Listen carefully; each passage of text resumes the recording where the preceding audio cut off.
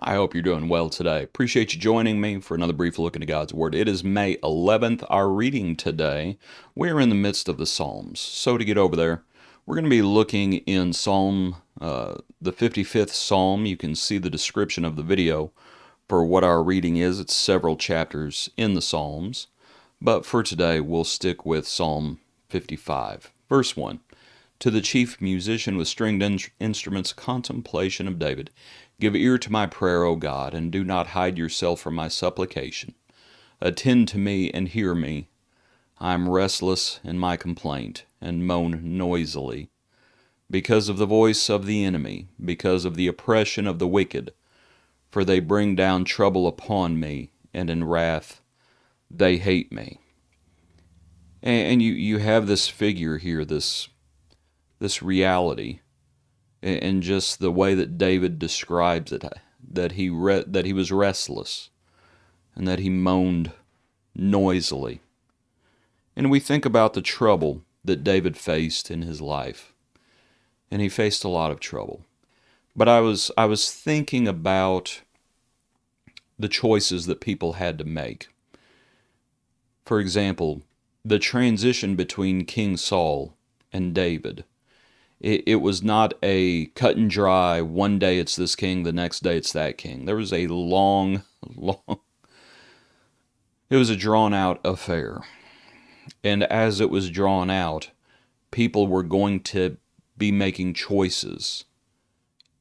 They were going to choose sides. And a lot of times they did not choose David's side. And Saul, just read about Saul's mistreatment of David. David, the man after God's own heart, had more than one opportunity to dispose of Saul, but he did not take it. But Saul repeatedly tried to kill him. Repeatedly. And people were making choices. For example, Shimei. I believe Shimei was the fellow who cursed David. People were making choices. In the whole David and Abigail account, Nabal was making choices, was making a choice. And we just think about the state of David as he writes this psalm, and as he talks about, I am restless in my complaint, as he turns to the Lord. Attend to me and hear me. I am restless in my complaint, and moan noisily. And that all through David's life, you had people who were making choices, whether we're talking about Saul, the time of Saul, or even as David does come to the throne, and we think about Adonijah, or we think about Absalom, and people were going to have to make choices. And David would bear the brunt of those choices very often. But now come to verse 4. My heart is severely pained within me, and the terrors of death have fallen upon me. Fearfulness and trembling have come upon me, and horror has overwhelmed me. So I said, oh, that I had wings like a dove. I would fly away and be at rest. Indeed, I would wander off and remain in the wilderness. And I think we appreciate that, because it looks like what David is saying is, I wish I could just run away. I wish I had wings like a dove, and then I would just fly away. And as I said, I think we can appreciate that. That when we are facing struggles, it doesn't matter what those struggles are. But when we're facing them, sometimes we say like David said, I wish if I had wings, I would just fly away. And we think about David having to run, having to flee Jerusalem more than once. David fleeing from Saul, David fleeing the account of Absalom, fleeing even to the Philistines. He even goes to the Philistines at one point, as he had to flee. And we would all sometimes like to just run away. And we sympathize with David. But now come down further in the account. Come down to verse 12. says, "For it is not an enemy who reproaches me, then I could bear it. Nor is it one who hates me, who has exalted himself against me, then I could hide from him. But it was you, a man my equal, my companion and my acquaintance. We took sweet counsel together, and walked to the house of God in the throng. Let death seize them, let them go down alive into hell, for wickedness is in their dwellings and among them. As for me, I will call upon God, and the Lord shall save me." But David says it wasn't an enemy who was on his mind. It wasn't someone who hated him overtly who was on his mind. But it was his companion and his acquaintance. And actually, previously in our reading, look back in chapter 41 at verse 9. Chapter 41 at verse 9 says, "Even my own familiar friend in whom I trusted, who ate my bread, has lifted up his heel against me. But you, O Lord, be merciful to me and raise me up, that I may repay them." Verse 9 is quoted in the Gospel of John.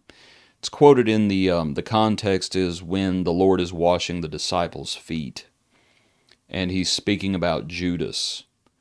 And it's interesting, this messianic psalm here in Psalm 41, that Judas literally lifted up his heel against Jesus. The Lord washed his feet.